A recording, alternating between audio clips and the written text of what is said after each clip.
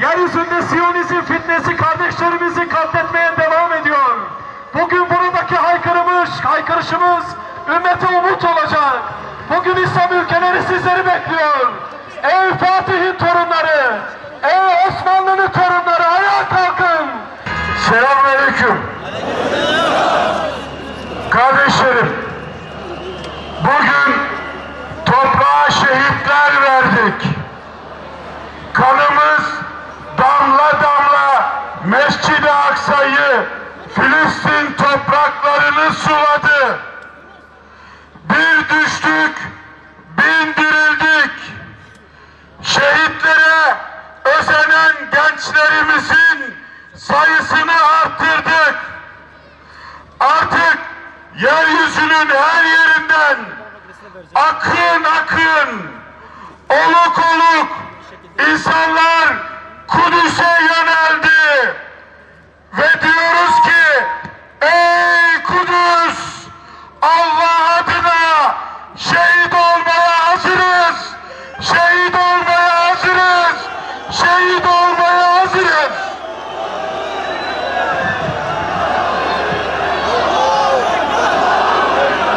Büyük şeytan Amerika, küçük uşağı Trump'ı göndermiş, Kudüs'te büyük elçilik açmış.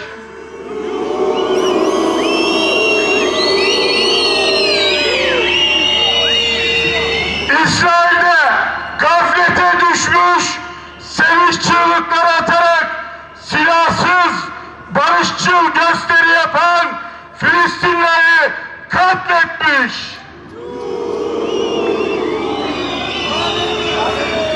Meydanı boş buluyorlar. Unutma, nasıl Gazze konvoyuyla geldiysek, nasıl Mavi Marmara'yla geldiysek, bundan sonra da uçaklarımızla geliriz. Canımızla geliriz. Malımızla geliriz. Kanımızla geliriz. Ne diyoruz? Bundan sonra Mehmetçik Kudüs'e. Mehmetçik Kudüs'e, Mehmetçik Kudüs'e, Mehmetçik Kudüs'e, Mehmetçik Kudüs'e, Mehmetçik Kudüs'e, Mehmetçik Kudüs'e. Bu zalim Kur'an var ya, Müslümanların uyanmasına sebep oldu. Şimdi İslam Birliği kuruluyor. Sokaklarda, evlerde Kudüs konuşuluyor. Bana ne hatırlattı biliyor musunuz? Selahaddin Eyyubi dönemini hatırlattı.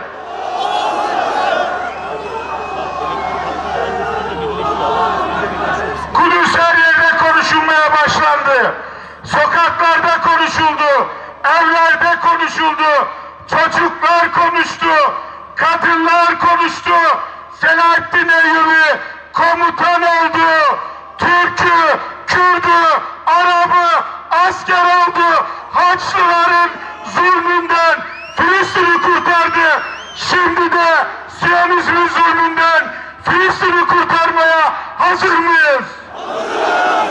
Şehit olmaya hazır mıyız? Hazırız. Malımızı, canımızı, kanımızı Mescid-i Aksa için vermeye hazır mıyız? Hazırız. İşte buna sebep oldu. Şehadet! Cenk, cihat, şehadet! Cenk, cihat, şehadet! Cenk, cihat, şehadet! Cenk, cihat, şehadet! Cenk, cihat, şehadet! Şimdi isteklerimizi söylüyoruz. İşte o tepkiler Acilen İstanbul'dan. bütün İslam ülkeleri İsrail'in büyükelçiliklerini, konsolosluklarını topraklarından kovmalıdır.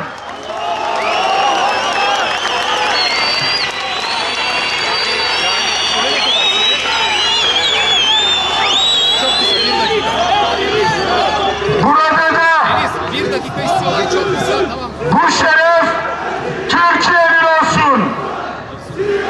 Bugünden tez yok. İsrail'in büyükelçiliği ve konsolosluğu hemen kapatılsın.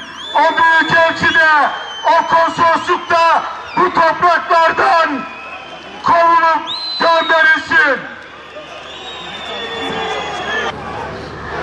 Ramazan, bayram veya başka bir günde bu zalimler ara veriyorlar mı Müslüman öldürmeye? Peki biz Müslümanlar bu Ramazan günlerinde niye tatil yapıyoruz? Müslümanlar ölürken uyumak, gaflet içinde kalmak bize yakışır mı? Onun için eğer yarın da böyle öldürmeye devam ederlerse bizden haber bekleyin.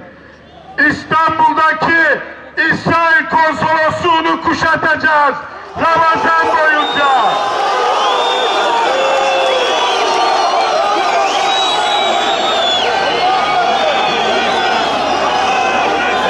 İftarlarımızı da oradan yapacağız.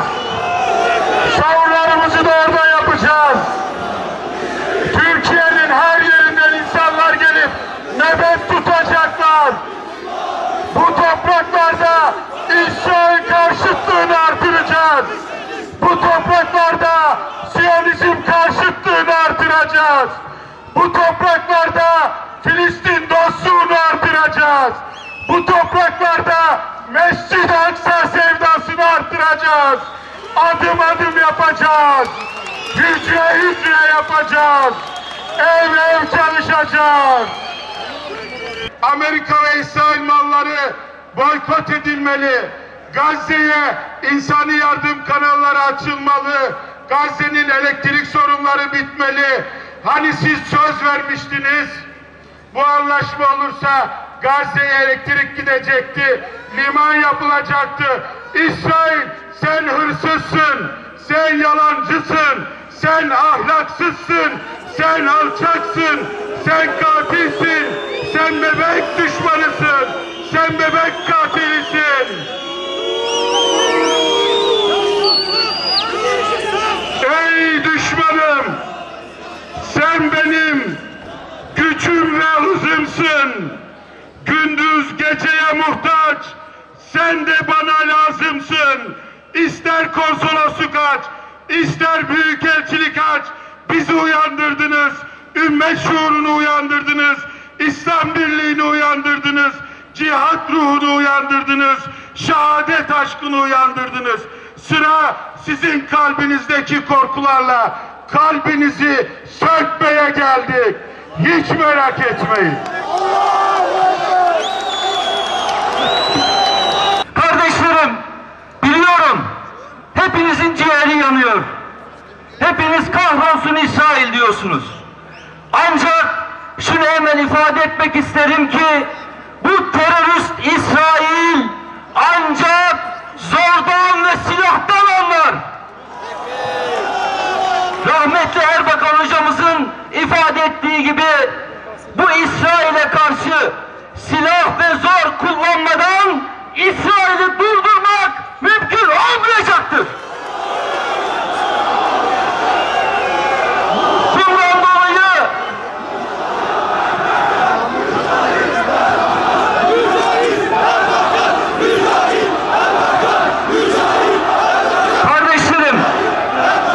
kardeşlerim, İslam'ın ve Kur'an'ın gereğini yapmadan sadece kahrolsun İsrail demekle İsrail kahrolmaz.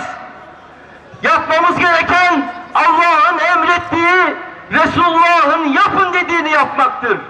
Bunun için öncelikle bütün Müslüman ülkeler olarak İsrail'le olan ekonomik, kültürel, siyasi ve askeri bütün ilişkileri